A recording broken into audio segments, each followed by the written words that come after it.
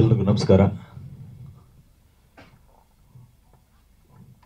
ಸಾಮಾನ್ಯವಾಗಿ ಎಲ್ಲರ ತಂದೆನೂ ಎಲ್ಲರಿಗೂ ಹೀರೋನೇ. ಎಷ್ಟೇ ಬಲಹೀನ ಆಗಿದ್ರು ಸಹ ರಸ್ತೆನಲ್ಲಿ ಯಾರೋ ಜಗಳ ಮಾಡಿ ಒಂದೇಟು ಹೊಡೆದ್ರು ಅಂದರೆ ಇಮಿಡಿಯೇಟಾಗಿ ಮಕ್ಕಳ ಬಾಯಲ್ಲಿ ಬರೋ ಮಾತಂದರೆ ನಮ್ಮ ಅಪ್ಪಂಗೆ ಹೇಳ್ತೀನಿ ಅಂತ ಓಡೋಗಿ ಅಪ್ಪನಿಗೆ ಹೇಳ್ತಾರೆ, ಅಪ್ಪ ಅವ್ನು ನನಗೆ ಹೊಡೆದ್ಬಿಟ್ಟ ಅಂದ್ಬಿಟ್ಟು. ತಂದೆ ಎಷ್ಟೇ ಬಲಹೀನ ಆಗಿರಲಿ ಮಕ್ಕಳಿಗೆ ಹೀರೋನೇ. ಅದು ಚಿಕ್ಕ ವಯಸ್ಸಿಂದ ದೊಡ್ಡ ವಯಸ್ಸು ಆಗೋವರೆಗೂ ಅವನಿಗೆ ಬುದ್ಧಿ ಬರೋವರೆಗೂ ಸಹ. ಬಹುಶಃ ಅದೇ ರೀತಿಯಲ್ಲಿ ನನ್ನ ತಂದೆನೂ ನನಗೆ ಹೀರೋನೇ. ಇಂಡಸ್ಟ್ರಿಗೆ ಬರೋದಕ್ಕಿಂತ ಮೊದಲು ನಾನೊಬ್ಬ ಪ್ಲೇಬ್ಯಾಕ್ ಸಿಂಗರ್ ಆಗಬೇಕಂತೇಳಿ ಬಹಳಷ್ಟು ಆಸೆ ಪಟ್ಟಿದ್ದೆ. ನನಗೆ ಯಾರೇನೇ ಕೇಳಿದ್ರು ಏನಾಗ್ತೀಯ ಅಂದರೆ ನಾನು ಸಿಂಗರ್ ಆಗ್ತೀನಿ ಅಂತಲೇ ಹೇಳ್ತಾ ಇದ್ದೆ. ಆ ಒಂದು ಹುಚ್ಚಲ್ಲಿ ಆವತ್ತಿನ ಕಾಲದಲ್ಲಿ ಅಂದರೆ ಈಗೆಲ್ಲ ಇಲ್ಲ ಆರ್ಕೆಸ್ಟ್ರಾಗಳು. ಏನೇ ಒಂದು ಗಣೇಶ ಆಗಲಿ ಕನ್ನಡ ರಾಜ್ಯೋತ್ಸವ ಆಗಲಿ ಯಾವುದೇ ಸಮಾರಂಭ ಆದ್ರೂ ಸಹ ಮುಖ್ಯ ಆಕರ್ಷಣೆ ಅಂದರೆ ಆರ್ಕೆಸ್ಟ್ರಾಗಳು. ಸೊ ನನ್ನ ಮನೆ ಇದೆ ಸಂಪಂಗಿರಾಮ್ ನಗರದಲ್ಲಿ. ಬೆಂಗಳೂರು ಯಾವುದೇ ಮೂಲೆಯಲ್ಲಿ ಆರ್ಕೆಸ್ಟ್ರಾ ಇದ್ರೂ ನಾವು ಬಸ್ಸಲ್ಲಿ ಹೋಗ್ತಾ ಇದ್ವಿ, ಅಥವಾ ಬಸ್ ಸಿಗಲಿಲ್ಲ ಅಂದರೆ ನಡ್ಕೊಂಡು ಹೋಗ್ತಾ ಇದ್ವಿ. ಆಮೇಲೆ ಇಲ್ಲಿ ಸಾಕಷ್ಟು ಜನಕ್ಕೆ ಗೊತ್ತಿರೋ ಹಾಗೆ ಆರ್ಕೆಸ್ಟ್ರಾಗಳು ಮುಗಿತಾ ಇದ್ದಿದೆ ಆವತ್ತಿನ ಕಾಲದಲ್ಲಿ 11:30 12 ಗಂಟೆಗೆ ಸ್ಟಾರ್ಟ್ ಆಗ್ತಾಯಿದ್ದು. ಒಂದು 7 ಗಂಟೆಗೆ ಸ್ಟಾರ್ಟ್ ಆದರೆ ಸೊ ನಾವು ಅಲ್ಲಿಂದ ಬರಬೇಕಾದ್ರೆ ನಮಗೆ ಬಸ್ಗಳು ಇರ್ತಾ ಇರಲಿಲ್ಲ, ನಡ್ಕೊಂಡೇ ಬರಬೇಕಾಗಿತ್ತು. ನಾನು ಮನೆಗೆ ಬರೋಷ್ಟರಲ್ಲಿ 1:30 2 ಗಂಟೆ, ಬೆಳಗಿನ ಜಾವ 3 ಗಂಟೆ ಆಗೋದು. ಅಕ್ಕಪಕ್ಕದವರೆಲ್ಲ ನಮ್ಮ ತಂದೆ ತಾಯಿಗೆ ದಿನ ಬೆಳಗ್ಗೆ ಕಂಪ್ಲೇಂಟ್, ನಿಮ್ಮ ಹುಡುಗ ಯಾರ್ದೋ ಸವಾಸ ಮಾಡಿದ್ದಾನೆ, ಕುಡ್ಕೊಂಬರ್ತಾನೆ, ಇಸ್ಪೀಟ್ ಆಡ್ಕೊಂಬರ್ತಾನೆ, ರಾತ್ರಿ ಎಲ್ಲ ಅಲ್ಕೊಂಡಿರ್ತಾನೆ, ಬರೀ ಈ ರೀತಿಯಾದಂಥ ಮಾತುಗಳೇ. ಆದರೆ ನನ್ನ ತಂದೆ ಯಾವತ್ತೂ ಸಹ ನನ್ನ ಮೇಲೆ ಡೌಟ್ ಪಡಲೇ ಇಲ್ಲ. ಅಫ್ಕೋರ್ಸ್ ನಾನು ಕೆಟ್ಟ ಹುಡುಗರು ಸವಾಸ ಮಾಡ್ತಾ ಇದ್ದೆ. ಇದರ ಫ್ರೆಂಡ್ಸ್ ಅಂದರೆ ಎಲ್ಲರೂ ಒಳ್ಳೆಯವರು ಇರಲ್ಲ, ಯಾರೋ ಸಿಗರೇಟ್ ಸೇದೋರು ಇರ್ತಾರೆ, ಎಣ್ಣೆ ಹೊಡೆಯೋರು ಇರ್ತಾರೆ, ಎಲ್ಲರ ಸವಾಸನೂ ನಾನು ಮಾಡ್ತಾ ಇದ್ದೆ. ಆದರೆ ನನ್ನ ತಂದೆ ಮಾತ್ರ ಯಾವತ್ತೂ ನನ್ನ ಮೇಲೆ ಡೌಟ್ ಪಡಲೇ ಇಲ್ಲ. ಯಾರು ನನ್ನ ಮೇಲೆ ಕಂಪ್ಲೇಂಟ್ ಹೇಳ್ತಾರೆ ಅವ್ರಿಗೆ ನನ್ನ ತಂದೆ ಹೇಳ್ತಾ ಇದ್ದಿದ್ದು ಅಂದರೆ, ನನ್ನ ಮಗ ಏನು ಅಂತ ನನಗೆ ಗೊತ್ತು ಅಂತ. ಅದು ಒಂದೇ ಒಂದು ಮಾತು, ನನ್ನ ಮಗ ಏನು ಅಂತ ನನಗೆ ಗೊತ್ತು ಅನ್ನೋದಿದೆಯಲ್ಲ, ನನ್ನನ್ನು ಕೆಟ್ಟ ದಾರಿಗೆ ಹೋಗೋದಕ್ಕೆ ಬಿಡಲೇ ಇಲ್ಲ ರೀ. ಯಾಕಂದರೆ ಬಹುಶಃ ಅವರು ಎಲ್ಲರೂ ಮಾತು ಕೇಳ್ಕೊಂಡು ನಾನು ಹೊಡೆದು ಬೈದು ದಂಡಿಸಿದ್ರೆ ಮಾಡಿದರೆ ನಾನು ಕೆಟ್ಟ ದಾರಿ ಹಿಡಿದು ಬಿಡ್ತಾ ಇದ್ದೆ ನಾನು ಇಷ್ಟೇ ಅಂತ. ಆದರೆ ನನ್ನ ಮಗ ಏನು ಅಂತ ನನಗೆ ಗೊತ್ತು ಅನ್ನೋ ಒಂದು ವಾಕ್ಯ, ಏನ್ರಿ ಇದು, ನಮ್ಮಪ್ಪ ಯಾರ ಮುಂದೆನೂ ನನ್ನ ಬಿಟ್ಕೊಡಲ್ಲ, ನನ್ನ ಮಗ ಏನು ಅಂತ ನನಗೆ ಗೊತ್ತು ಅಂತಾನೆ ಮಾಡಬಾರ್ದು. ನನ್ನ ಲೈಫಲ್ಲಿ ನನ್ನ ತಂದೆ ತಲೆ ತಗ್ಸುವಂಥ ಕೆಲಸ ನಾನು ಯಾವತ್ತೂ ಮಾಡಬಾರ್ದು ಅಂತ ಡಿಸೈಡ್ ಆಗಿದ್ದು. ಇವತ್ತವರೆಗೂ ಆ ಒಂದು ಮಾತು ನನ್ನ ತಲೆನಲ್ಲಿ ಯಾವತ್ತು ಕುತ್ಕೊಂಡ್ಬಿಟ್ಟಿದೆ ಸಬ್ಕಾನ್ಷಿಯಸಲ್ಲಿ. ನಾನು ಏನೇ ಒಂದು ಕೆಟ್ಟದ್ದು ಮಾಡೋದಕ್ಕೆ ಹೋದ್ರೂ ಇಲ್ಲ, ನನ್ನ ತಂದೆ ನಾನು ಆ ರೀತಿ ಹೇಳಿದ್ದಾರೆ, ಅವ್ರ ಮಾತು ಯಾವತ್ತೂ ನಾವು ಇದು ಮಾಡಬಾರ್ದು ಅಂತ. ಸೊ ಹಾಗಾಗಿ ನನ್ನ ಲೈಫ್ಗೆ ನನ್ನ ಹೀರೋ ಅಂದರೆ ನನ್ನ ತಂದೆನೇ. ಸೊ ಹಾಗಾಗಿ ಎಲ್ಲರ ತಂದೆದಿರು ಹೀರೋನೇ. ಆ ರೀತಿಯಾದಂಥ ಅದ್ಭುತವಂಥ ಪಾತ್ರ. ಆಗಲೇ ವಾಸು ಸರ್ ಮತ್ತು ಚೇತನ್ನು ಮತ್ತು ನಮ್ಮ ಮಂಜು ಎಲ್ಲರೂ ಕೇಳ್ತಾಯಿದ್ರು, ಯಾಕೆ ಈ ಪಾತ್ರ ಒಪ್ಕೊಂಡ್ರಿ ಅಂತ. ಸರಿ, ಈ ಪಾತ್ರ ಒಪ್ಕೊಳ್ಳೋ ಆ್ಯಕ್ಚುಲಿ ನನ್ನ ಫಸ್ಟು ಸಿನಿಮಾ ಆ ಥರ ಅವ್ರು ಸುಳ್ಳು ಹೇಳಿದ್ರು, ಬಂದು ನನ್ನ ಕತೆ ಹೇಳಿದ್ರು. ಒಂದು 40% ಆಗ್ತಾ ಇದ್ದಂಗೆ, ಬೇಡ ತುಂಬ ರೆಗ್ಯುಲರ್ ಪ್ಯಾಟ್ರನಲ್ಲಿದೆ, ನಾನು ಮಾಡಲ್ಲ ಈ ಸಿನಿಮಾ, ಬೇರೆ ಯಾರಾದರೂ ಮಾಡಿಸಿ ಅಂದೆ. ಇಲ್ಲ ಸರ್, ಪೂರ್ತಿ ಕತೆ ಕೇಳಿಬಿಡಿ ಬಂದಿದ್ದೀನಿ, ಆಮೇಲೆ ಬೇಡ ಅಂದರೆ ಪರವಾಗಿಲ್ಲ ಸರ್ ಅಂದರೆ. ಆಯಿತು ಹೇಳಿ ಅಂದೆ. ಕ್ಲೈಮ್ಯಾಕ್ಸ್ ನನಗೆ ತುಂಬ ಕನೆಕ್ಟ್ ಆಗೋಯ್ತು ನನಗೆ. Only reason the climax. ರೇ ನಾವು ಯಾವ್ಯಾವುದೋ ಪಾತ್ರಗಳು ಹುಡುಕ್ತಾ ಇರ್ತೀವಿ, ಒಂದೊಂದು ಸರಿ ಇದೇ ರೀತಿ ಆದ ಕತೆ ಕೇಳ್ಬಿಟ್ಟು ಬೇಡ ಚೆನ್ನಾಗಿಲ್ಲ ಅಂತ ಹೇಳ್ಬಿಡ್ತೀವಿ. ಕತೆ ಪೂರ್ತಿ ಕೇಳಿದಾಗ ಏನೋ ಒಂದು ಸಿಗುತ್ತಲ್ಲ. ಈಗ ಯಾವುದೋ ಒಂದು ಪುಸ್ತಕ ತಗೊಳ್ತೀವಿ ಓದಬೇಕು ಅಂತ, ನಮ್ಗೆ ಒಂದು ಅರ್ಧ ಪುಸ್ತಕ ಓದೋವರೆಗೂ ಇಂಟ್ರೆಸ್ಟೇ ಅನ್ಸಲ್ಲ, ನಿದ್ರೆ ಬರ್ತಾ ಇರುತ್ತೆ ನಮಗೆ. ಅರ್ಧ ಪುಸ್ತಕ ಓದಿದೀವಲ್ಲ, ಇನ್ನೇನೊಂದು ಅರ್ಧ ಪುಸ್ತಕ ಓದ್ಬೇಡ ಅಂತ ಶುರು ಮಾಡಿದಾಗ ಅದು ನೆಕ್ಸ್ಟ್ ಪೇಜಿಂದ ಏನೋ ಒಂದು ನಮ್ಮನ್ನು ಹಿಡಿದು ಕೂರಿಸುತ್ತೆ ನೋಡಿ. ಆ ಬುಕ್ನ ಒಂದು 3-4 ಸರಿ ಓದೋ ಥರ ಮಾಡಿಬಿಡುತ್ತೆ. ಈ ಸಿನಿಮಾನು ಅದೇ ಥರ, ಪುಸ್ತಕದ ಥರ ಸಿನಿಮಾ. ನನಗೆ ಸಿಕ್ಕಿರೋಂಥ ಪಾತ್ರ ಬಹುಶಃ ಅದ್ಭುತವಾದಂಥ ಪಾತ್ರ. ಅದು ನನಗೋಸ್ಕರನೇ ಹುಡ್ಕೊಂಬಂದಂಥ ಪಾತ್ರ. ಇದು ನಾನು ಮಾಡಲ್ಲ ಅಂತ ಅಂದಿದ್ರೆ ಒಂದು ಅದ್ಭುತವಾದಂಥ ಪಾತ್ರ ನನ್ನ ಲೈಫಲ್ಲಿ ನಾನು ಮಿಸ್ ಮಾಡ್ಕೊಳ್ತಿದ್ದೆ ಅಂತ ಹೇಳೋಕ್ಕೆ ಇಷ್ಟಪಡ್ತೀನಿ. ಹಾಗಾಗಿನೇ ಆ ಪಾತ್ರ ಇಷ್ಟ ಆಗಿದ್ದರಿಂದ ಇಂಥ ಒಂದು ಕಥೆನ ಆಯ್ಕೆ ಮಾಡಿಕೊಂಡು ಇವ್ರು ಪ್ರೊಡ್ಯೂಸ್ ಮಾಡ್ತಾ ಇದ್ದಾರೆ, ಆ್ಯಕ್ಟ್ ಮಾಡ್ತಾ ಇದ್ದಾರೆ ಅಂದಿಂದ, ಇಲ್ಲ ಬೈ ಹಾರ್ಟ್ ಆ್ಯಂಡ್ ಸೋಲ್ ಏನಾದರೂ ಮಾಡಿ ಹೆಲ್ಪ್ ಮಾಡಬೇಕು ಅನ್ನೋ ಒಂದು ವಿಚಾರದಲ್ಲಿ ಹೆಲ್ಪ್ ಮಾಡಿದೆ. ಆ್ಯಂಡ್ ಹೆಲ್ಪ್ ಮಾಡೋದೇನಿಲ್ಲ, ಅದು ಸಿನಿಮಾಗೆ ಏನು ಬೇಕು ತಂತಾನೇ ತಗೊಳ್ತಾ ಇರುತ್ತೆ. ಈವನ್ ಮಾನ್ವಿತಾ ಅವ್ರನ್ನ ನಾನು ಸಿನಿಮಾಗೆ ಸಜೆಸ್ಟ್ ಮಾಡೋದಕ್ಕೆ ಕಾರಣ ಏನಂದರೆ, ಆ ಪಾತ್ರಕ್ಕೆ ಆ ಥರ ಒಂದು ಎಮೋಷ್ನಲ್ ಇರೋವಂಥ ಒಂದು ಕ್ಯಾರೆಕ್ಟರ್ ಬೇಕಾಗಿತ್ತು. ಆ ಸಂದರ್ಭದಲ್ಲಿ ಪಾಪ ಅವರು ಬಹಳ ಹೆಮ್ಮೆ ಅನಿಸುತ್ತೆ. ಒಂದು 5 ಜನ ಗಂಡು ಮಕ್ಕಳು ಮಾಡಬೇಕಾದಂಥ ಕೆಲಸವನ್ನು ಅವರೊಬ್ಬರೇ ನಿಂತ್ಕೊಂಡು ಅವ್ರ ತಾಯಿ ಜೊತೆಯಲ್ಲಿ ಕೊನೆವರೆಗೂ ಫೈಟ್ ಮಾಡಿದ್ರು.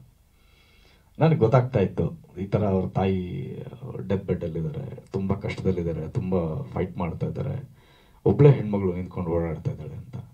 ಸೊ ಆ ಪಾತ್ರಕ್ಕೆ ಆ ಒಂದು ಎಮೋಷನ್ ಕನೆಕ್ಟ್ ಆಗಿರೋಂಥ ಒಂದು ಹೆಣ್ಮಗು ಬೇಕಾಗಿರೋದ್ರಿಂದ ಇಮಿಡಿಯೇಟಾಗಿ ನಾನು ಮಾನ್ವಿತಾ ಅವ್ರಿಗೆ ಫೋನ್ ಮಾಡಿ ಈ ಥರ ಒಂದು ಪಾತ್ರ ಇದೆ ಮಾಡಿ ಅಂತ ಹೇಳಿದೆ. ಆ್ಯಂಡ್ ಅದ್ರ ಬ್ಯಾಕ್ ಸ್ಟೋರಿ ಏನಂದರೆ, ಚೌಕದಲ್ಲಿ ಇವರು ಸಿನಿಮಾ ಅಪ್ಪ ಐ ಲವ್ ಯು ಏನೋ ಸಾಂಗ್ ಅವ್ರು ಆ್ಯಕ್ಟ್ ಮಾಡಿದ್ದಾರೆ. ಇವನ್ ಆ ಸಾಂಗ್ ಹಾಡಿಸ್ಬೇಕಾಗಿದ್ದು ನಾವು ಶ್ರೇಯಾ ಘೋಷಾಲ್ ಅವ್ರ ಕೈಯಲ್ಲಿ. ಅದಕ್ಕೆ ಅನುರಾಧ ಭಟ್ ಅವರು ಅಂತ ಅಂದ್ಕೊಂಡಿರಲಿಲ್ಲ. ಆದರೆ ಶ್ರೇಯಾ ಘೋಷಾಲ್ ಅವರು ಬಾಂಬೆನಲ್ಲಿ ಬ್ಯುಸಿ ಇದ್ದಿದ್ದರಿಂದ ಒಂದು ಟ್ರ್ಯಾಕ್ ಹಾಡ್ಸೋಣ ಯಾರ ಕೈಲಾದ್ರು, ಯಾರು ಅನುರಾಧ ಭಟ್ಕರ್ಲಿ ಹಾಡ್ಸೋಣ ಒಂದು ಟ್ರ್ಯಾಕ್ ಅಂತ. ಆ ಟ್ರ್ಯಾಕ್ನ ತರುಣ್ ಹಾಡಿಸ್ತಾ ಇದ್ದ ಸ್ಟುಡಿಯೋದಲ್ಲಿ. ಐ ಡೋಂಟ್ ನೋ, ತುಂಬ ಎಮೋಟ್ ಆಗ್ತಾ ಇದ್ರು ಆ ಹಾಡು ಅವರು ಹಾಡ್ತಾ ಯಾಕಂತ ಗೊತ್ತಾಗ್ಲಿಲ್ಲ. ಸರಿ ತರುಣ್ ರೆಕಾರ್ಡಿಂಗ್ ಸ್ಟಾಪ್ ಮಾಡೋಣ, ಅನುರಾಧ ಅವರೇ ಸ್ವಲ್ಪ ರೆಸ್ಟನ್ನು ತಗೊಳ್ಳಂಗಿಲ್ಲ ತಗೊಳ್ಬನ್ನಿ, ಯಾಕೋ ಇದಾಗ್ತಲ್ಲ. ಇಲ್ಲ ಸರ್ ಹಾಡ್ತೀನಿ ಆಡ್ತಾ ಎಕ್ಸ್ಟ್ರಾರ್ಡಿನರಿ ಹಾಡೋದಕ್ಕೆ ಶುರು ಮಾಡಿದ್ರು. ವಿತ್ ಎಮೋಷ್ನಲ್ ಇದು ಆಡ್ತಾಯಿದ್ರು. ಆಮೇಲೆ ಬಂದು ಹೇಳಿದ್ರು, ಇಲ್ಲ ಸರ್ ನಮ್ಮ ತಂದೆ ಹಾರ್ಟ್ ಅಟ್ಯಾಕ್ ಆಗಿದೆ, ಹಾಸ್ಪಿಟ್ಲಲ್ಲಿದ್ದಾರೆ, ಸೊ ನೀವು ಕರೆದಿದ್ದ ಕೂಡಲೇ ಅಲ್ಲಿಂದ ಬಂದೆ, ನೋಡಿದ್ರೆ ನನಗೆ ಈ ಥರ ಸಾಂಗು ನನಗೆ ಕಂಟ್ರೋಲ್ ಮಾಡ್ಕೊಳಕ್ಕೆ ಆಗ್ತಾಯಿಲ್ಲ ಸರ್ ಅಂತ. ಅಂದರೆ ಒಂದು ಹಾಡಾಗಲಿ ಒಂದು ಸಿನಿಮಾ ಆಗಲಿ ಆ ಪಾತ್ರಕ್ಕೆ ನಾವು ಬೇಕು ಅಂದಾಗ ಅದಕ್ಕೆ ಕನೆಕ್ಟ್ ಮಾಡೋರು ಅದನ್ನೇ ಕನೆಕ್ಟ್ ಮಾಡ್ಕೊಂಡ್ಬಿಡುತ್ತೆ. ಅದು ನಾವು ಹೇಳೋದಾಗಲಿ, ನಾವು ಇಂಥವ್ರನ್ನ ಸಜೆಸ್ಟ್ ಮಾಡಿದ್ವಿ ಅಂತಾಗಲಿ, ಅದೆಲ್ಲ ಅದು ಸಿನಿಮಾಗೆ ಏನು ಬೇಕದೋ ತಗೊಳ್ತಾ ಹೋಗುತ್ತೆ. ಬಹುಶಃ ಆ ಸಾಂಗು, ಆ ಹಾಡಿದ್ದು, ಆ ಸಿಚುವೇಶನ್, ಅವ್ರ ತಂದೆ ಸಿಚುವೇಶನ್ ಎಲ್ಲ ಇದ್ದಿದ್ದರಿಂದ ಅಷ್ಟು ದೊಡ್ಡ ಹಿಟ್ಟಾಗಿ ಅವ್ರಿಗೆ ಸ್ಟೇಟ್ ಅವಾರ್ಡು ಸಹ ಬಂತು. ಹಾಗೆಯೇ ಮಾನ್ವಿತಾ ಅವರು ಸಹ ಅದ್ಭುತವಾದಂಥ ನಟಿ, ತುಂಬ ಚೆನ್ನಾಗಿ ಪಾತ್ರವನ್ನು ಮಾಡಿದ್ದಾರೆ. ಹಾಗೆ ಸಂಜಯ್ ವಿಷಯಕ್ಕೆ ಬಂತು ಅಂದರೆ, ಅವನು ಹಾಗೇನೆ ಯಾವ ಸಿನಿಮಾನೂ ಮಾಡಿರಲಿಲ್ಲ ಮೊದಲು. ಆದರೆ ಅವನ ಪರಿಚಯ ಆದಾಗಿಂದ ಸಿನಿಮಾ ಬಗ್ಗೆ ಅವನಿಗಿದ್ದಂಥ ಪ್ಯಾಷನ್ನು, ಸಿನಿಮಾ ಬಗ್ಗೆ ಮಾತಾಡ್ತಾ ಇದ್ದಿದ್ದು, ಎಲ್ಲೋ ಒಂದು ಕಡೆ ಅವನ ಒಳಗಡೆ ನಾನು ಹೀರೋ ಆಗಬೇಕು, ಆದರೆ ನನಗೆಲ್ಲೂ ಒಂದು ಆ ಥರ ಒಂದು ಪ್ಲ್ಯಾಟ್ಫಾರ್ಮ್ ಸಿಗ್ತಾ ಇಲ್ಲ ನನಗೆ ಅನ್ನೋ ಒಂದು ತುಡಿತ. ಆಮೇಲೆ ಅವನು ತುಂಬ ಒಳ್ಳೆ ಮಾತುಗಾರ.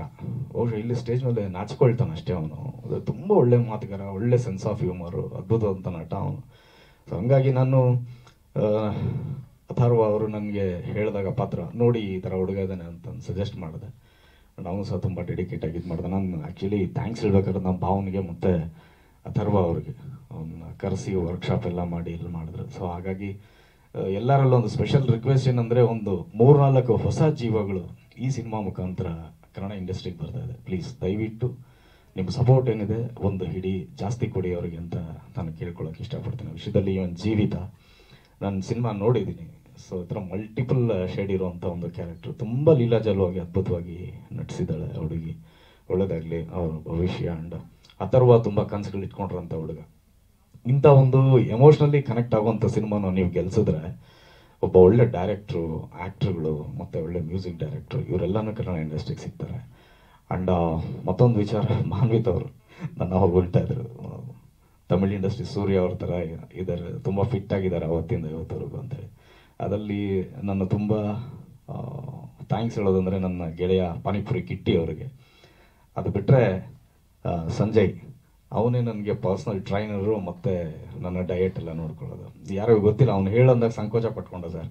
ಅವ್ನ ಬ್ಯಾಕ್ಗ್ರೌಂಡ್ ಏನಂದರೆ, ಸುಮಾರು 16-17 ವರ್ಷದಿಂದ ಸಾಕಷ್ಟು ಜನಕ್ಕೆ ಜಿಮ್ ಟ್ರೈನರ್ ಅವನು. ಸೊ ಹಾಗಾಗಿ ಅವ್ನು ಪಿನ್ ಟು ಪಿನ್ ಏನು ಬಾಡಿಗೆ ಏನು ತಗೊಳ್ಬೇಕು, ಏನು ಕೊಡಬೇಕು, ಏನು ವರ್ಕೌಟ್ ಹೇಳಬೇಕು ಎಲ್ಲ ಸುಮಾರು ಜನಕ್ಕೆ ಟ್ರೈನ್ ಮಾಡಿದಂಥ ಹುಡುಗ ಅವನು. ಬಹಳ ಕಷ್ಟಪಟ್ಟು ಮೇಲೆ ಬಂದಿದ್ದಾನೆ.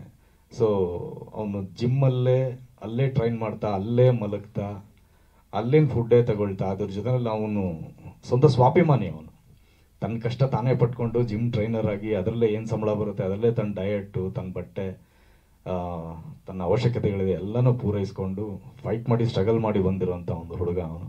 ಸೊ ಹೀಗಾಗಿ ಇಂಡಸ್ಟ್ರಿಗೆ ಎಂಟ್ರಿ ಆಗಿದ್ದಾನೆ. ಸೊ ಇವತ್ತು ನಾನೇನೋ ಫಿಟ್ ಆಗಿದ್ದೀನಿ ಅಂದರೆ ಅದಕ್ಕೆ ಅವನು ಡಯಟು, ವರ್ಕೌಟು ಕಾರಣ. ಆ್ಯಂಡ್ ಆಫ್ಕೋರ್ಸ್ ನನ್ನ ಶ್ರೀಮತಿ ತುಂಬ ಚೆನ್ನಾಗಿ ನೋಡ್ಕೊಳ್ತಾಳೆ ನನ್ನ ಪಾಪ. ಅವ್ನು ಕೊಡೋ ಡಯಟನ್ನು ಕೊಟ್ಬಿಡ್ತಾನೆ ಪಾಪ. ಅವಳು 24 ಗಂಟೆ ಒಲೆ ಮುಂದೆನೇ ನಿಂತ್ಕೊಂಡಿರ್ಬೇಕು. ಸೊ ಹಾಗಾಗಿ and thank you so much for that. And sir, ಇನ್ನೊಂದು ತುಂಬ ಮುಖ್ಯವಾದಂಥ ವಿಷಯ ಮಾತಾಡಬೇಕು ನಿಮ್ಮ ಹತ್ರ. ಈ OTT ವಿಷಯ ಮಾನ್ವಿತಾ ಅವರು ಹೇಳಿದ್ರು. ಸೊ OTT ಅನ್ನೋದು ಕನ್ನಡಕ್ಕೆ ದೊಡ್ಡ ಶಾಪ್ ಆಗೋಗಿದೆ. ಸೊ ಯಾಕೆ ಈ ಧೋರಣೆ ಅಂತ ನಮಗೂ ಗೊತ್ತಿಲ್ಲ ಸರ್. ತೆಲುಗುನಲ್ಲೂ, ತಮಿಳಲ್ಲೂ, ಮಲಯಾಳಮಲ್ಲೂ, ಹಿಂದಿಯಲ್ಲೂ ಎಲ್ಲ ಸಾಕಷ್ಟು ಸಿನಿಮಾಗಳು ಫ್ಲಾಪ್ ಆಗುತ್ತೆ ಸರ್. OTTನಲ್ಲಿ ಯಾವುದು ಹಾಕಿದ್ದೆಲ್ಲ ಸೂಪರ್ ಹಿಟ್ ಆಗುತ್ತೆ, ಹಾಕಿದ್ದೆಲ್ಲ ಒಳ್ಳೆ ವ್ಯೂಸ್ ಬರುತ್ತೆ ಅನ್ನೋದು ಯಾವುದೂ ಇಲ್ಲ. ಆದರೆ ಒಂದು ಮಲಯಾಳಂ ಸಿನಿಮಾ ಕನ್ನಡ ಸಿನಿಮಾ ಮಾತ್ರ ತುಂಬ ವರ್ಸ್ಟಾಗಿ ದೂರ ಇಟ್ಟಿದ್ದಾರೆ. ಮೊನ್ನೆ ಯಾವುದೋ ಒಂದು ಅದರ CEO ಆದಂಥವರು ಒಂದು ಇದನ್ನು ಕೊಟ್ಟಿದ್ದಾರೆ ಪೇಪರಲ್ಲಿ ಸ್ಟೇಟ್ಮೆಂಟು. ಎಲ್ಲ ತೆಲುಗು ಸಿನಿಮಾ ರಂಗ, ತಮಿಳು ಚಿತ್ರರಂಗ ಮತ್ತು ಹಿಂದಿ ಇವ್ರನ್ನೆಲ್ಲ ಕರೆದು ಒಂದು ಕಂಗ್ರ್ಯಾಚುಲೇಟ್ ಮಾಡಿ ಪಾರ್ಟಿ ಕೊಟ್ಟು ಎಲ್ಲನೂ ಮಾಡಿದ್ದಾರೆ. ಅದರಲ್ಲಿ ಕನ್ನಡದ ಹೆಸರಿಲ್ಲ ಆ್ಯಂಡ್ ಮಲಯಾಳಂ ಸಿನಿಮಾ ಹೆಸರಿಲ್ಲ. ಆ ಹೆಸರೇ ಇಲ್ಲ, ಎರಡೂ ಲ್ಯಾಂಗ್ವೇಜ್ದು ಹೆಸರೇ ಇಲ್ಲ. ಇದಕ್ಕೋಸ್ಕರ ಕೇರಳ ಸರ್ಕಾರದ ಬಗ್ಗೆ ತುಂಬ ಹೆಮ್ಮೆ ಅನ್ಸೋದು ನನಗೆ. ಸರ್, ಕೇರಳ ಸರ್ಕಾರನೇ ಒಂದು OTT ಪ್ಲ್ಯಾಟ್ಫಾರ್ಮ್ನ ರೆಡಿ ಮಾಡಿದೆ ಸರ್. ಸದ್ಯದಲ್ಲೇ ನನಗೆ ಗೊತ್ತಿರೋ ಪ್ರಕಾರ ಇನ್ನು ಮುಂದೆ ಅವರು ಬೇರೆ ಯಾವುದೇ OTTಗಳಿಗೆ ಮಲಯಾಳಂ ಸಿನಿಮಾ ಕೊಡೋದಿಲ್ಲ ಅಂತ ತೀರ್ಮಾನ ತಗೊಳ್ತಾ ಇದ್ದಾರೆ. ನಮ್ಮದೇ ನಾವು ಒಂದು OTT ಪ್ಲ್ಯಾಟ್ಫಾರ್ಮ್ ಮಾಡ್ಕೊಂಡಿದ್ದೀವಿ. ನಮ್ಮ ಸಂಸ್ಕೃತಿ, ನಮ್ಮ ಭಾಷೆ ಅದನ್ನು ಬಿಂಬಿಸುವಂಥ ಒಂದು ಮಲಯಾಳಂ ಚಿತ್ರರಂಗವನ್ನು ಉಳಿಸ್ಕೊಳ್ಳೋಂಥ ಕೆಲಸ ನಮಗೆ ನಾವೇ ಮಾಡ್ಕೊಳ್ತೀವಿ ಅಂತೇಳಿ ಮಾಡಿದ್ದಾರೆ. ಆ್ಯಂಡ್ ಅದಾದಮೇಲೆ ಹೈಕೋರ್ಟು ಸಹ ಒಂದು ಆಜ್ಞೆಯನ್ನು ಹೊರಡಿಸಿದೆ. ಸಿನಿಮಾ ರಿಲೀಸ್ ಆಗಿ 1 ವಾರದವರೆಗೂ ಯಾವುದೇ ಮಾಧ್ಯಮಗಳಾಗಲಿ ಯಾರೇ ಆಗಲಿ ವಿಮರ್ಶೆಯನ್ನು ಮಾಡಬಾರ್ದು ಅಂಥೇಳಿ. ಅದನ್ನು ಸಹ ಭಾಳ ಹೆಮ್ಮೆ ಅನಿಸೋದು ಅಂದರೆ ಎಲ್ಲ ಮಾಧ್ಯಮದವ್ರ ಬಗ್ಗೆ ತುಂಬ ಮುಕ್ತವಾಗಿ ಸ್ವೀಕರಿಸಿದ್ದಾರೆ ಅದನ್ನು. ಆ್ಯಂಡ್ ಹೆಚ್ಚಾಗಿ ತುಂಬ ಒಳ್ಳೆ ಮಾತುಗಳನ್ನು ಆಡಿ ಬರೀತಾ ಇದ್ದಾರೆ ಮಲಯಾಳಂ ಸಿನಿಮಾಗಳ ಬಗ್ಗೆ. ಈಗ ಅದೊಂದು ಇಂಡಸ್ಟ್ರಿ ಒಂದು ತುಂಬ ಯೂನಿಟಿಯಾಗಿ ನಿಂತ್ಕೊಂಡು ಈ ಒಂದು ಏನಿದೆ ಅದನ್ನು ಸಮಸ್ಯೆಯನ್ನು ಎದುರಿಸ್ತಾ ಇದೆ. ಎಲ್ಲ ಕನ್ನಡದ ಸರ್ಕಾರ, ಕರ್ನಾಟಕ ಸರ್ಕಾರ ಆಗಲಿ ತಮ್ಮಲ್ಲಾಗಲಿ ಸಂಬಂಧಪಟ್ಟಂತೆ ಎಲ್ರಿಗೂ ನಾನು ರಿಕ್ವೆಸ್ಟ್ ಮಾಡೋದೇನೆಂದರೆ, ದಯವಿಟ್ಟು ಈ ರೀತಿಯಾದಂಥ ಒಂದು ಮಾರ್ಪಾಡು ನಮ್ಮ ಕನ್ನಡ ಸಿನಿಮಾದಲ್ಲೂ ಬರಲಿ ಅಂತ ನಾನು ಇಚ್ಛೆ ಪಡ್ತೀನಿ. ಸೊ ಮಾನ್ಯ ಸರ್ಕಾರಕ್ಕೆ ನಾನು ಮನವಿಯನ್ನು ಸಲ್ಲಿಸ್ತೇನೆ. ಕನ್ನಡ ಚಿತ್ರರಂಗದ ಪರವಾಗಿ, ಕನ್ನಡಿಗರ ಪರವಾಗಿ ಒಬ್ಬ ಕನ್ನಡಿಗನಾಗಿ ದಯವಿಟ್ಟು ಕನ್ನಡದಲ್ಲೂ ಸಹ ಈ ರೀತಿಯಾದ ಒಂದು OTT ಪ್ಲ್ಯಾಟ್ಫಾರ್ಮ್, ನಮ್ಮದೇ ಆದಂಥ ಒಂದು ಆ್ಯಪ್, ಚಂದನವನದ ಒಂದು ಆ್ಯಪ್ ರೆಡಿ ಆಗಲಿ. ನಾವು ಹೋಗಿ ಯಾರ ಮುಂದೆನೂ ಭಿಕ್ಷೆ ಬಿಡೋದು ಬೇಡ ಸರ್. ಯಾಕಂದರೆ ಇಲ್ಲಿ ಇರ್ತಕ್ಕಂಥ ಪತ್ರಕರ್ತರು ಸಾಕಷ್ಟು ಜನ, ವಾಸು ಸರ್ ಇರ್ಬೋದು, ಮತ್ತು ನಮ್ಮ ಮಂಜು ಇರ್ಬೋದು, ಚೇತನ್ ಅವರು ಇರ್ಬೋದು, ನಾಗೇಶ್ ಅಣ್ಣ ಇರ್ಬೋದು, ಇವರೆಲ್ಲನೂ ನಾವು 20 ವರ್ಷದಿಂದ ನಮ್ಮನ್ನು ಉಳಿಸ್ಕೊಂಡು ಬೆಳೆಸ್ಕೊಂಡು ಬಂದಿದ್ದಾರೆ. ನಾವು ಸಿನಿಮಾಗಳು ಚೆನ್ನಾಗಿ ಮಾಡದೇ ಇದ್ದಾಗ ನಮಗೆ ಬೈದಿದ್ದಾರೆ, ಬುದ್ಧಿ ಹೇಳಿದ್ದಾರೆ. ಚೆನ್ನಾಗಿ ಮಾಡಿದಾಗ ಬೆಂತಟ್ಟಿದ್ದಾರೆ ಸರ್. ಅವ್ರ ಬರವಣಿಗೆಗಳೆಲ್ಲ ಏನಿತ್ತು ಅವೆಲ್ಲ ಇವತ್ತು ನಾವು ನೆನೆಸ್ಕೊಳ್ಬೇಕು. ಅವ್ರ ಸಿನಿಮಾ ರಂಗಾಗಿ ಹಿಂಗೆ ಬೆಳೆದು ಬಂದಿತ್ತು ನಮಗೆ ಗೊತ್ತು ಸರ್. 25 ಸಿಲ್ವರ್ ಜೂಬ್ಲಿ 25 ವಾರ ಆಯಿತು ಅಂದರೆ ಎಲ್ಲರೂ ಹಬ್ಬದ ಥರ ಸಂಭ್ರಮ ಮಾಡ್ತಾ ಇದ್ವಿ ನಾವು. ಒಂದು ಸಿನಿಮಾ 100 ಡೇಸ್ ಹೋಯ್ತು ಅಂದರೆ ಎಲ್ಲ ಪತ್ರಕರ್ತರು, ಎಲ್ಲ ಮಾಧ್ಯಮದವರು ಸೇರಿಕೊಂಡು ಅದೊಂಥರ ವಾತಾವರಣನೇ ಬೇರೆ ಇತ್ತು. ಇವತ್ತು ಯಾರೂ ಇಲ್ಲ. ಇವತ್ತು ಯಾರನ್ನ ಕೇಳೋದು, ಯಾರನ್ನ ಬಿಡೋದು, ಎಲ್ಲಿನ ಸಂಭ್ರಮ ವಾತಾವರಣ ಸರ್. ನಾವೆಲ್ಲರೂ ಸೇರಿ ಒಟ್ಟಿಗೆ ಕೂತ್ಕೊಂಡು ಊಟ ಮಾಡಿ ಎಷ್ಟು ದಿನ ಆಯಿತು ಸರ್. ಒಂದು ಸಿನಿಮಾ 100 ಡೇಸ್ ಅನ್ನೋ ಕಾನ್ಸೆಪ್ಟೇ ಹೊಟ್ಟೋಯ್ತಲ್ಲ ಸರ್. ನೆನಪೇ ಇಲ್ಲ, ಆ ಥರ ಹೋಗಿದೆ ಸರ್. ಆ್ಯಂಡ್ ಹೋಗಿ ಯಾವ OTT ಮುಂದೆ ಹೋಗೋದು, ಎಲ್ಲಿ ಹೋಗೋದು, ಇಟ್ಸ್ ಆಲ್ ಕಾರ್ಪೊರೇಟು. ಯಾರನ್ನ ಕೇಳೋದು? ಇವನ್ ಮಲ್ಟಿಪ್ಲೆಕ್ಸ್ಗೆ ಹೋಗಿ ಅಲ್ಲಿ ನಮ್ಮ ಸಿನಿಮಾಗಳು ರಿಲೀಸ್ ಆಗ್ತಾರೆ. ಚೆನ್ನಾಗಿ ಓಡ್ತಾ ಇರತ್ರಿ, ನೀವು ನಮ್ಗೆ ಮಾರ್ನಿಂಗ್ ಶೋ ಕೊಡ್ತೀರಾ, ಬಿಟ್ಟು ಹಾಕಿದ್ರೆ 10:15 ಶೋ 11 ಗಂಟೆ ಶೋ ಕೊಡ್ತೀರಾ. ಯಾರು ಬಂದು ಆಡಿಯನ್ಸ್ ಸಿನಿಮಾ ನೋಡ್ತಾರೆ? ಅಂಥದ್ರಲ್ಲೂ ಸಹ ಥಿಯೇಟ್ರ್ ಫುಲ್ ಆಗ್ತಾ ಇತ್ತು ಅಂದ್ರೆ ವಿತೌಟ್ ಎನಿ ನೋಟಿಸ್ ಸಿನಿಮಾ ಕಿತ್ ಬಿಸಾಕ್ತೀರಾ. ಅದು ಕನ್ನಡ ಸಿನಿಮಾಗಳಿಗೆ ಮಾತ್ರನೇ ಈ ರೀತಿ ಧೋರಣೆ. ಯಾಕೆ ಅಂತ ನಮಗೂ ಅರ್ಥ ಆಗ್ತಾ ಇಲ್ಲ. ಹೋಗಿ ಯಾರನ್ನ ಕೇಳೋದು? ಸಿಂಗಲ್ ಥಿಯೇಟ್ರ್ ಓನರ್ಗಳಂದರೆ ಬಿಡಿ, ಅವರು ಪಾಪ ಕನ್ನಡ ಸಿನಿಮಾ ರಂಗಗಳನ್ನ ಇಷ್ಟೊತ್ತರು ಉಳಿಸ್ಕೊಂಬಂದಿರೋದೇ ಆ್ಯಕ್ಚುಲಿ ನಮಗೆ ಸಿಂಗಲ್ ಥಿಯೇಟ್ರ್ ಓನರ್ಗಳು. ಯಾವತ್ತೋದ್ರೂ ಅಣ್ಣ ಹಿಂಗೇನೋ ಬಾಡಿಗೆ ಕಟ್ಟೋದಕ್ಕೆ ಆಗ್ತಾನೆ ಅಣ್ಣ, ಒಂಚೂರು ತೊಂದರೆ ಇದೆ, ಸಿನಿಮಾ ಚೆನ್ನಾಗಿದೆ, ಬರೋವರ ಕಲೆಕ್ಷನ್ ಇದಾಗುತ್ತೆ ಅಂದರೆ ಬೇಡ ಬಿಡಿ ಪರವಾಗಿಲ್ಲ ಶೇರ್ ಕೊಡಿ ಅನ್ನೋರು. ಆ ಶೇರಲ್ಲೂ ಕಮ್ಮಿ ಮಾಡ್ಕೊಳ್ಳೋರು. ಅಣ್ಣ ಹಿಂಗೇನೋ ಸಿನಿಮಾ ಅಣ್ಣ 100 ಡೇಸ್ಗೆ ಇನ್ನೊಂದು 2 ವಾರ ಇದೆ ಅಣ್ಣ, ಹೋಗ್ಬಿಟ್ರೆ ಒಂದು ಕ್ರೆಡಿಟ್ ಅಣ್ಣ ಎಂಟೈರ್ ಟೀಮ್ಗೆ ಅಂದರೆ ಬಿಡ್ರಿ ಓಡಿಸ್ರಿ ಪರವಾಗಿಲ್ಲ ಅನ್ನೋರು. ಎಲ್ಲೋಯ್ತು ಈ ಥರ ಮಾನವೀಯತೆ ಮನಸ್ಸುಗಳು? ಬರೀ ವ್ಯಾಪಾರ ವ್ಯಾಪಾರ ವ್ಯಾಪಾರ. ಚೆನ್ನಾಗಾದ್ರೂ ಕನ್ನಡ ಸಿನಿಮಾಗಳನ್ನ ಯಾಕೆ ಓಡಿಸಲ್ಲ? ಅರ್ಥನೇ ಆಗದಿರೋಂಥ ಪ್ರಶ್ನೆ ಇದು. ಹೋಗ್ಲಿ, ಸಿನಿಮಾ ಚೆನ್ನಾಗಿಲ್ವಾ, ಕೆಟ್ಟ ಸಿನಿಮಾಗಳ, ಅದೇನೂ ಮಾಡೋದಕ್ಕಾಗಲ್ಲ, ಬಿಟ್ಬಿಡೋಣ. ಚೆನ್ನಾಗಿರೋ ಸಿನಿಮಾಗಳು, ಎಷ್ಟು ಸಿನಿಮಾಗಳು, ಒಳ್ಳೊಳ್ಳೆ ಸಿನಿಮಾಗಳು ಬರ್ತಾ ಇದ್ದಾವೆ, ಹೊಸ ಹೊಸ ಪ್ರೊಡ್ಯೂಸರ್ಗಳು ಬರ್ತಾ ಇದ್ದಾರೆ. ಆಮೇಲೆ ಇವತ್ತು ಹೊಸ ಪ್ರೊಡ್ಯೂಸರ್ಗಳು ನಿಜವಾಗ್ಲೂ ಕಾಲು ಮುಟ್ಟಿ ನಾವು ನಮಸ್ಕಾರ ಮಾಡಬೇಕು ಸರ್. ನೋಡಿ, ಇಂಥ ಹೊಸ ಪ್ರತಿಭೆಗಳಿಗೆ ಯಾವ ದೊಡ್ಡ ಬ್ಯಾನರು, ಯಾವ ದೊಡ್ಡ ದೊಡ್ಡ ಪ್ರೊಡ್ಯೂಸರ್ಗಳು ಅವಕಾಶ ಕೊಡ್ತಾ ಇಲ್ಲ. ನಿಮಗೆ ಗೊತ್ತಾಗಿರಬೇಕು ವಾಸು ಸರ್, 16 ಸಿನಿಮಾ ರಿಲೀಸ್ ಆಗುತ್ತೆ. 16 ಸಿನಿಮಾನು ಹೊಸ ಪ್ರೊಡ್ಯೂಸರ್ಗಳೇ, ಹೊಸ ಪ್ರತಿಭೆಗಳನ್ನೇ ಕರ್ಕೊಂಡ್ಬಂದಿರ್ತಾರೆ ಸರ್. ₹1 ಮನೆಗೆ ತೊಗೊಂಡೋಗ್ತಾ ಇಲ್ಲ ಅವರು. ಪ್ರತಿ ವಾರ ನಿಮ್ಗೆ ಗೊತ್ತು ಎಷ್ಟು ಸಿನಿಮಾ ಬರ್ತಾ ಇದೆ, ₹1 ಒಬ್ಬ ಪ್ರೊಡ್ಯೂಸರ್ ಮನೆಗೆ ತೊಗೊಂಡೋಗ್ತಾ ಇಲ್ಲ. ಆದರೂ ಹೊಸ ಪ್ರೊಡ್ಯೂಸರ್ಗಳು ಬರ್ತಾ ಇದೆ, ಹೊಸ ಪ್ರತಿಭೆಗಳನ್ನ ಕರ್ಕೊಂಡ್ಬರ್ತಾ ಇದ್ದಾರೆ. ನಾವು ಅಂಥ ಹೊಸ ಪ್ರೊಡ್ಯೂಸರ್ಗಳಿಗೆ ಏನಾದರೂ ಮಾಡಿ ಸಪೋರ್ಟ್ ಮಾಡಲೇಬೇಕು ಸರ್ ನಾವು. ಯಾಕಂದರೆ ನಮ್ಮನ್ನು, ನಿಮ್ಮನ್ನು, ಇಡೀ ಕನ್ನಡ ಸಿನಿಮಾನ, ತಂತ್ರಜ್ಞರನ್ನ ಎಲ್ಲರನ್ನೂ ಇವತ್ತು ಉಳಿಸ್ತಾ ಇದ್ದಾರೆ, ಬೆಳೆಸ್ತಾ ಇದ್ದಾರೆ, ಊಟ ಕೊಡ್ತಾ ಇದ್ದಾರೆ ನಮಗೆ. ಸೊ ಅಂಥ ಹೊಸ ಪ್ರೊಡ್ಯೂಸರ್ಗಳನ್ನ ಬೆಳೆಸೋವಂಥ ಒಂದು ಪ್ರಯತ್ನಗಳು ಆಗಬೇಕು. ದಯವಿಟ್ಟು ಮಾಧ್ಯಮದವರು ಈ ವಿಷಯನ ಸ್ವಲ್ಪ ದಯವಿಟ್ಟು ಸೀರಿಯಸ್ ಆಗಿ ತಗೊಂಡು ನಮ್ಮದೇ ಆದಂಥ ಸಾಧ್ಯ ಆದಷ್ಟು ಬೇಗ ಒಂದು OTT ಪ್ಲ್ಯಾಟ್ಫಾರ್ಮ್ನ ನಿರ್ಮಾಣ ಮಾಡೋದ್ರಲ್ಲಿ ತಾವೆಲ್ಲರೂ ಹೆಚ್ಚಿನ ರೀತಿಯಲ್ಲಿ ಬರೆದ್ರೆ, ಅದನ್ನು ಫೋಕಸ್ ಮಾಡಿದ್ರೆ, ಶೂಟ್ ಮಾಡಿ ಯೂಟ್ಯೂಬ್ಗಳಲ್ಲೆಲ್ಲ ಹಾಕಿದ್ರೆ ಬಹಳಷ್ಟು ಹೆಲ್ಪ್ ಆಗುತ್ತೆ. ಅಟ್ಲೀಸ್ಟ್ ಎಲ್ಲೋ ಒಂದು ಕಡೆ ಯಾರೋ ಎಚ್ಚೆತ್ಕೊಂಡು ನಮ್ಮ ಅದೃಷ್ಟಕ್ಕೆ ಒಂದು OTT ಚಾನಲ್ನ ಓಪನ್ ಮಾಡ್ತಂದ್ರೆ ಸರ್ಕಾರ, ನಾವು ಒಂದಷ್ಟು ಬದುಕೊಳ್ತೀವಿ ಅಂತ.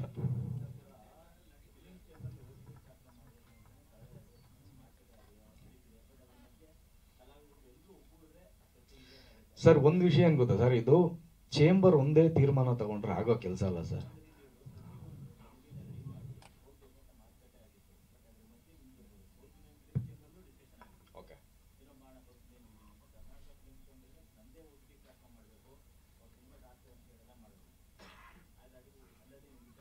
ಸರ್ ನಾವು ಯಾವ ಥರ ಅವ್ರ ಹೆಲ್ಪ್ ಕೇಳಿದ್ರೆ ನಾವು ಕೊಡೋದಕ್ಕೆ ರೆಡಿ ಇದೀವಿ ಸರ್. ಯಾಕಂದರೆ ಇವನ್ನು ಕಾವೇರಿ ವಿಚಾರದಲ್ಲಿರ್ಬೋದು, ಬೇರೆ ಯಾವುದೇ ವಿಚಾರದಲ್ಲಿರ್ಬೋದು ಸರ್, ಎಂಟೈರ್ ಚಿತ್ರರಂಗ ರಸ್ತೆಗಿಳಿದು ಪ್ರತಿಭಟನೆ ಮಾಡಿದ್ದೀವಿ, ಹೋರಾಟ ಮಾಡಿದ್ದೀವಿ. ಅಂಥದ್ರಲ್ಲಿ ಇವತ್ತು ಪ್ರೊಡ್ಯೂಸರ್ನ ಉಳಿಸೋದಕ್ಕೆ, ಕಲಾವಿದರನ್ನ ಉಳಿಸೋದಕ್ಕೆ, ನಮ್ಮ ಕನ್ನಡ ಸಿನಿಮಾ ರಂಗನ ಉಳಿಸ್ಕೊಳ್ಳೋದಕ್ಕೆ ನಾವು ಬರಲ್ಲ ಅಂತೀವಿ ಸರ್. ಎನಿ ಟೈಮ್ ಎಲ್ಲರೂ ರೆಡಿ ಇದ್ದಾರೆ ಸರ್. ಬಟ್ ಒಂದು ಕೂಗು ಬೇಕು ಸರ್. ಹೌದು,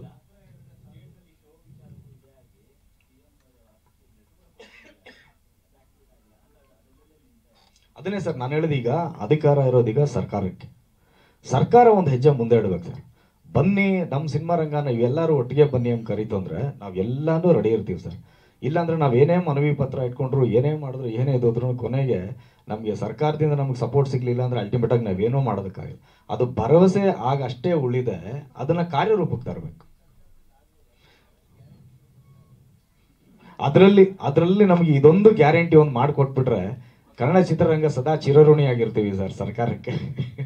ಅದನ್ನ ಮಾಡಬೇಕು.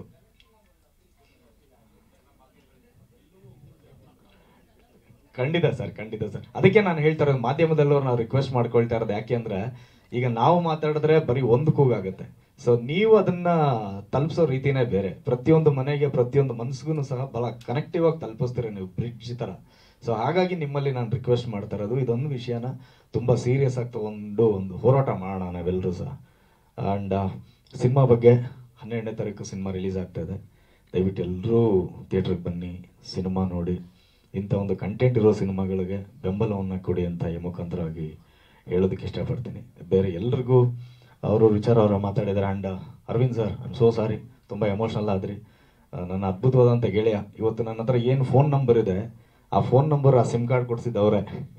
ಬಹಳಷ್ಟು ವರ್ಷಗಳ ಹಿಂದೆ ಅಲ್ಲಿಂದ ಸ್ಟಾರ್ಟ್ ಆಗಿದ್ದು ನಮ್ಮ ಫ್ರೆಂಡ್ಶಿಪ್ಪು. ಜೊತೆಗಾರದಲ್ಲಿ ಅವ್ರು ಹೇಳಿದಾಗೆ ನಮ್ಮ ಜೊತೆನಲ್ಲಿ ಆ್ಯಕ್ಟ್ ಮಾಡಿದ್ರು. ಹೌದು ನೋಡಿ, ಏಯಿಂದನೇ ಸ್ಟಾರ್ಟ್ ಆಗಿದೆ ಅರವಿಂದ್ ಅಂತ. ಆ್ಯಂಡ್ ವಿಜಯ್ ಚೆಂಡೂರ್ ಅವರು, ಕಿನ್ನಲ್ ರಾಜು ಅವರು, ಎಂಟೈರ್ ಟೀಮು. ಹೌದು ಸರ್. ಸೊ ಹಾಗಾಗಿ ಎಲ್ಲರೂ ಸಹ ನಿಮ್ಮ ತಂದೆದಿರ ಜೊತೆನಲ್ಲಿ, ತಾಯಿ ಜೊತೆನಲ್ಲಿ ಬಂದ ಸಿನಿಮಾ ನೋಡಿ. ಯಾಕಂದರೆ ಸಂಸ್ಕಾರ ಅನ್ನೋದು ನಮ್ಮಿಂದ ಶುರುವಾಗೋದು. ಇವತ್ತು ಒಂದು 100 ಕಿಲೋಮೀಟರ್ ದೂರ ಎಲ್ಲಾದರೂ ನಾನು ಜರ್ನಿ ಮಾಡಬೇಕಂದ್ರೆ ನನ್ನ ತಂದೆ ತಾಯಿ ಕಾಲು ಮುಟ್ಟಿ ನಾನು ಆಶೀರ್ವಾದ ತೊಗೊಂಡು ಹೋಗ್ತೀವಿ. ಸೊ ನಮ್ಮನ್ನ ಮಕ್ಕಳು ನೋಡಿ ಅಬ್ಸರ್ವ್ ಮಾಡ್ತಾ ಇರ್ತಾರೆ. ನಾವು ಅಂದ್ಕೊಂಡಿರ್ತೀವಿ ಮಕ್ಕಳು ನಮ್ಮನ್ನೇನು ಅಬ್ಸರ್ವ್ ಮಾಡಲ್ಲ ಅಂತ. ಅದೇನೇ ನನ್ನ ಮಕ್ಕಳಿಗೂ ಬಂದಿದೆ. ನಾವು ಯಾವತ್ತೂ ಸಹ ಈ ಅಜ್ಜಿ ತಾತನಿಗೆ ನಮಸ್ಕಾರ ಮಾಡೋ ಅಂತ ನಾವು ಯಾವತ್ತೂ ಹೇಳ್ಕೊಟ್ಟಿಲ್ಲ ಅವ್ರಿಗೆ. ಅದು ಹಂಗೆ ಬಂದ್ಬಿಟ್ಟು ನಾವು ನಮಸ್ಕಾರ ಮಾಡ್ತಿದ್ರೆ ಬಂದ್ಬಿಟ್ಟು ಅವ್ರು ಆಡಿಷನ್ಗೆ ಹೋಗ್ಬೇಕಾದ್ರು, ಇವತ್ತು ಶೂಟಿಂಗ್ ಹೋಗ್ಬೇಕಾದ್ರು ಬಂದು ನನಗೆ, ನನ್ನ ಹೆಂಡತಿಗೆ ನಮಸ್ಕಾರ ಮಾಡ್ಬಿಟ್ಟು ಹೋಗ್ತಾರೆ. ಸೊ ಈ ರೀತಿಯಾದ ಸಾಕಷ್ಟು ವಿಷಯಗಳು ಸಿನಿಮಾದಲ್ಲಿದೆ, ಒಳ್ಳೆ ಕಂಟೆಂಟ್ ಇರೋಂಥ, ಸಂಸ್ಕಾರ ಇರೋಂಥ ವಿಷಯಗಳು. ಸೊ ಹಾಗಾಗಿ ಬನ್ನಿ, ಸಿನಿಮಾ ನೋಡಿ, ಸಿನಿಮಾವನ್ನು ಗೆಲ್ಲಿಸಿ, ಕನ್ನಡಕ್ಕಾಗಿ ನಾವೆಲ್ಲರೂ ಒಟ್ಟಾಗಿರೋಣ. ಜೈ ಹಿಂದ್, ಜೈ ಕರ್ನಾಟಕ.